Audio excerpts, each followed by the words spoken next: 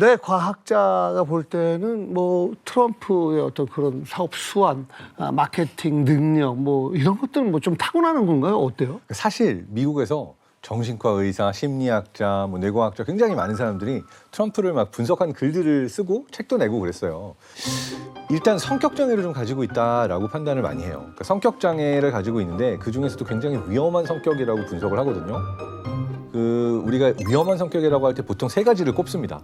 첫 번째가 나르시시즘, 자기 애적 성격 장애라고 불러서 방금 말한 것처럼 자기 연출을 잘한다라는 게 나르시시스트들은 사람들이 날 어떻게 볼까? 그리고 어떻게 해야 내가 추앙받을 수 있고 팬을 더 많이 만들 수 있을까? 이거에 굉장히 집착을 할 정도로 많이 생각을 하거든요. 박사님, 절 보지 마세요. 아까 뭘 요구한다고 그러셨죠? 저도 인정합니다. 약간 나르시시즘이 있어요. 그러니까 과학자가 방송에 나오겠죠. 박 작가님도 있어요. 네, 근데 어쨌든 물귀신 작전? 그렇죠? 나르시시즘이 높다가 첫 번째고, 두 번째는 사이코패스 지수라는 게 있는데 성공한 사회적 인물, CEO라든지 정치인 이런 사람들 중에 사이코패스가 얼마나 많은가를 봤더니 실제로 다른 어떤 포지션, 직업에 있는 사람들보다 오히려 이런 리더십에 있는 사람들이 몇 배 이상 사이코패스가 많았다라고 하는데 이 경우에 이걸 이제 잘 활용해서 기능성 사이코패스라고도 얘기를 합니다. 근데 이걸 놓고 실제로 측정을 해봤던 결과들이 있어요.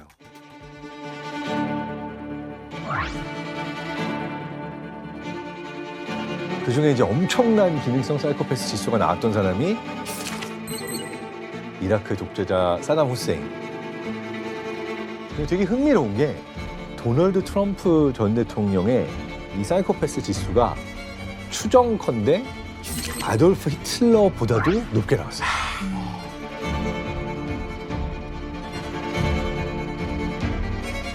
그래서 많은 이 전문가들은 물론 이건 추정치니까 우리가 팩트라고 말할 수 없습니다. 사이코패스의 성향이 아주 강하게 보이는 인물이다 이렇게 꼽고 있습니다. 그리고 요 세 번째 부분이 이제 마키아벨리즘이라고 부르는 건데 다른 사람을 통제하고 지배하려는 욕구가 아주 강한 거를 마키아벨리즘이라고 해서 도널드 트럼프 같은 경우는 그러니까 나르시시스트, 사이코패스, 마키아벨리즘 요 세 가지가 다 있는 인물이다로 볼 수가 있어요. 근데 요게 어떻게 보면 거꾸로 지금의 어떤 성공에 도움이 됐을 수도 있는 스킬들이다.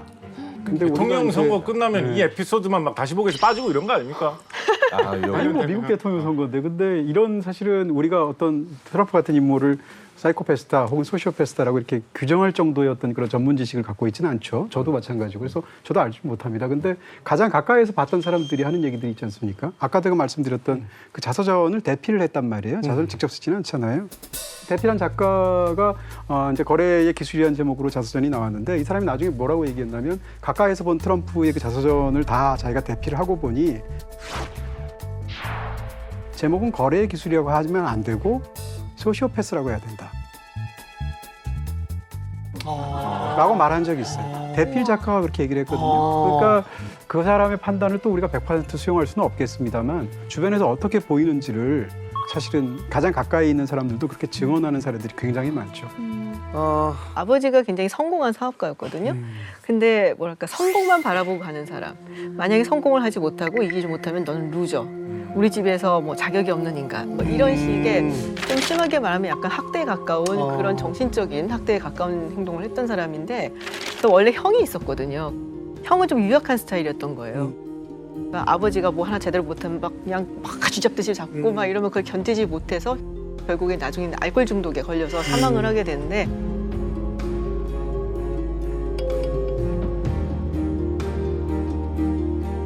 동생인 이 도널드 트럼프는 딱 보고선 나는 형처럼 되지 말아야지.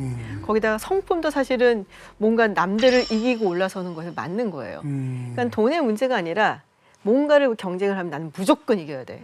그러니까 골프에 뭐 4개 골프를 해도 그렇게 돈 많은 사람이 10불 때문에 난리를 치고 화를 내고. 그렇다면서요? 네, 그래서 골프 공 있으면은 이렇게 발로 툭 차고 막 더 멀리 나가라고. 별명이 그래서 뭐 캐디들이 말하기를 골프계의 펠레 뭐 이런 식의 불릴 정도로. 하도 차서? 네. 잘해서 아닌가요? 펠레. 그래서 딱 보면은 성공을 무조건 해야 되고 성공하지 못하는 사람은 모두가 루저고 나는 경쟁에서 무조건 이겨야 되고 나한테 덤비는 사람은 다 루저. 그래서 약간 좀 이제 정서적인 문제가 있는데 그 가정 환경이 더욱더 그렇게 만들었다는 거죠. 아니요. 어떻게 생각하세요? 트럼프. 그러니까 저는 그 유능할 것 같은 이미지를 스스로가 만들어내는 귀재, 어떻게 생각하면 인류 역사상 가장 성공한 관종 이런 느낌도 있고요. 트럼프의 그 자사전 제목이 제가 알기로는 그 거래의 기술? 네, 거래의 기술이라는 책인데 한 사람의 자사전 제목이 거래의 기술이에요. 그 세상 모든 것을 다 거래로 파악하는 사람이고 돈으로 파악하는 사람 같고 예를 들어서 뭐 나토가 있어야 하느냐 없어야 되느냐는 어떤 정치적인 입장, 외교적인 입장, 뭐 또 다른 입장이 있을 수 있는데 이 사람은 그것을 방위비 분담하는 걸로 계산하지 않습니까? 주한미군 철수도 마찬가지고 그렇죠. 뭐 이런 부분에서 계속 그것을 모든 것을 돈으로 환산을 하게 되는데 이런 것이 그 사람의 유능함으로 보여지기도 하고 다른 한편으로는 정말 돈에 크레이지한 사람처럼 보이기도 해요. 그래서 이 평가에 따라서 굉장히 다를 수 있는데 어찌됐건은 저는 그 연설하는 거나 이런 걸 보면 자기 스스로를 연출하는 데 굉장히 능력 있는 사람이라는 생각이 들고요. 손을 아주 잘 쓰는 것 같거든요. 보면 특히 손가락질을 해서 강력하게 뭐 이렇게 지시하거나 적을 공격하거나 사용하고 춤을 출 때도 뭐 이렇게 춤추잖아요. 그다음에 뭐 주먹을 사용한다든지 여러 가지 부분에서 얼굴은 굉장히 이렇게 확신에 가득 찬 이렇게 뭔가 좀 불만에 가득 찬 표정을 통해서 강력하면서 내가 해낼 수 있다라는 그런 인상을 주고 그러면서 손을 아주 잘 써요. 홍보 효과가 실제로 좀 있을까요? 어때요? 뭐 일단은 정치인이 그런 모습을 보여주면은 친근감을 느끼죠. 그리고 트럼프 전 대통령도 보면 이렇게 온화하게 생기진 않았잖아요. 약간 조금 무섭게 생겼는데 보니 막 이러면은 이제 사람들이 뭐 재밌어도 하고 그런 식으로 밈을 만들어서 돌리면은 사실 그게 다 홍보 효과거든요. 막 표정도 이상한 거 짓고 그게 지금까지도 나오는데 본인은 개의치 않는 거죠. 그렇게 하면 사람들이 더 많이 알게 되고 더 인기를 얻고 막 이런 거 있잖아요. 네, 그런 게 나갈수록 좋다라는 그러니까 본능적으로 아는 것 같아요. 근데 뭐 전당대회 때도 이렇게 딱 이미지를 만들어서 뭐 등장하고 뭐 음악 틀고 하는 거 보면은 그런 쪽에 뭐 대중들 심리를 파고드는 건 참 잘하는 것 같아요. 어마어마하게 잘하는 그쵸. 거죠. 전당대회 때 보면은 이제 등장할 때 We Are the Champion인가요? 그 노래가 막 나오고 막 그러는데 이렇게 막 뒤에서 백라이트 막 비춰주고 막 실루엣으로 이렇게 딱 등장하고 막 노래는 본인이 연출하는 거예요. 본인이 연출했죠.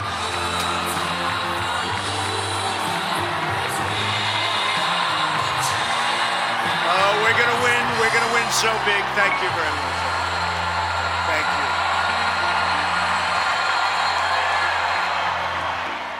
원래 전당대회는 이렇게 한 며칠 동안 하거든요. 그럼 마지막에 나와요 후보가. 근데 트럼프 전 대통령 첫날 딱 나와요. 그러니까 이거는 나를 위한 파티다. 뭐 이거를 이제 천명을 하는 거죠. 그래서 볼 때 저런 전당대회 내가 본 적 있나? 하고 봤는데 계속 보게 되는 거예요. 그래도 재밌으니까. 네. 기본적으로 스스로를 연출해서 자기가 보이고 싶어하는 나로 그것을 만들어내는 데 있어서 탁월한 느낌이 있고 이제 어프렌티스라는 그 프로그램을 굉장히 예전에. You're Fired라는 그 굉장히 유명해졌잖아요. New York City, it's the benchmark for success. Nice looking group. Wow. Welcome to New York. Rudy Giuliani spoke about leadership, but the men went out and hired cleaning people. Easy. You're fired. You're fired. You're fired. You're fired. You're fired. 그 대통령이 재임 시절에는 백악관 자체가 어프렌티스에 말하자면 무슨 세트장 같이 느껴지는 네, 그런 종류의 어떤 좋은 말로 하면 탁월함, 나쁜 말로 하면 기만술이 있지 않나 싶습니다.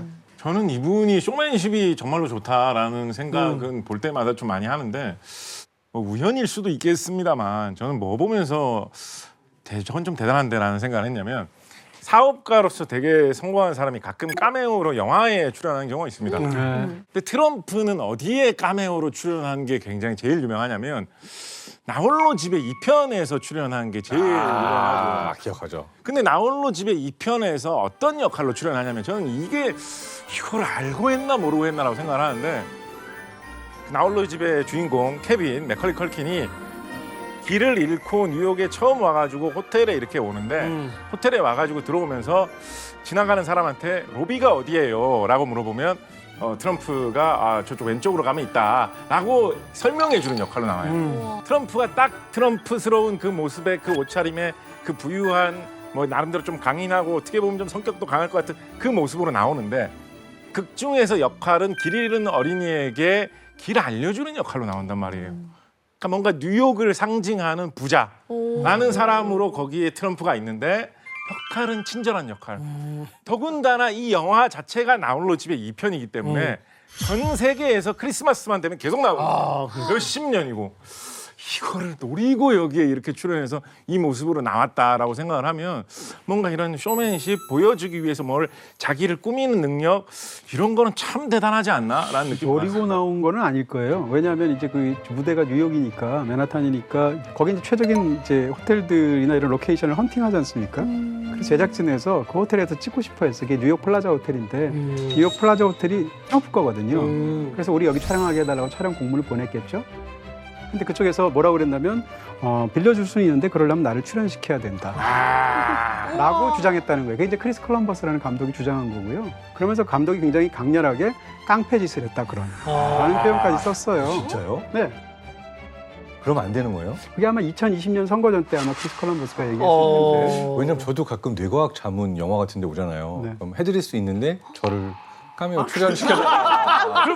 그렇게 얘기를 하거든요. 장난프 아니에요, 장난프? 아니, 그게 안 되는 거였나요? 아니야. 그러니까 그런 이제 그러니까 정당한 요구일 수도 있죠. 보기에 따라서. 근데 트럼프 입장에서 무슨 소리냐. 그게 그쪽에서 오히려 나한테 부탁을 해서 내가 이제 출연을 했다라는 것을 재반박을 하기도 했었는데요. 근데 이제 저는 이제 그 장면을 이제 기억하는데 그걸 말하고 나서 페이드아웃해서 멀리 나가면 끝이거든요. 근데 가면서 계속 이 아이를 돌아봐요. 그러니까 그 장면에서 자기는 짧은 몇 초 동에 계속 트럼프만 우리는 보게 되거든요. 그런 것이 트럼프가 자기 연출을 얼마나 잘 알고 또 얼마나 카메라를 잘하는지를 보여줘요. 근데 저는 사실은 오늘 우리가 트럼프의 뭐 어떤 미디어 전술 이런 얘기를 많이 했는데 약간 이런 식의 인물 혹은 인상 비평식의 접근보다 사실은 트럼프라는 인물이 이렇게 지지를 많이 받고 인기가 있는 그 근본적인 원인을 좀 얘기를 해야 된다고 생각을 해요. 예. 그러니까 사람들이 트럼프를 지지하는 사람들 하면은 러스트벨트의 뭐 저소득 저학력의 백인 남성들 얘기를 하지만 사실은 트럼프 대통령이 당선이 될 수 있었던 거는 공화당원들이 다 지지를 해줬기 때문이에요. 있죠. 러스트벨트 얘기하셨는데 러스트벨트가 뭐예요? 러스트벨트가 저기 이제 미국의 위스콘신, 미시간, 펜실베니아 이런 지역. 사실 옛날에는 미국이 공장도 많고 막 제조업도 많이 막 부흥하고 했던 때였어요.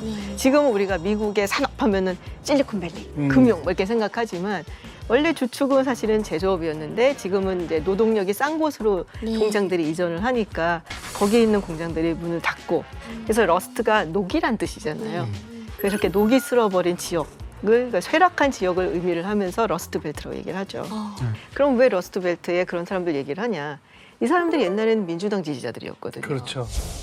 It is amazing to me, and this is not an original observation, but the idea that the Clinton campaign could see white working class voters going to Trump.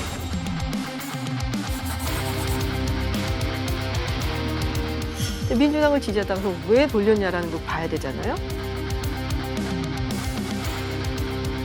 예전에 우리가 민주당을 지지하고 했을 때 이 민주당은 우리를 위해서 뭐 이야기를 해줬고 우리의 권리를 얘기를 해줬고 뭐 했는데 지금 민주당을 얘기하고 있는 거는 그게 아니라 기후변화, 소수자 문제, 낙태, 그게 세계화까지 얘기를 하고 있어요. 이게 나랑 무슨 상관이야. 세계화를 얘기하다 보니까 이제는 효율적으로 생산을 하기 위해서 저기 중국이라든지 이런 데 노동력이 싼 곳으로 막 이전을 해보니까 갑자기 우리 공장 문을 닫아버리고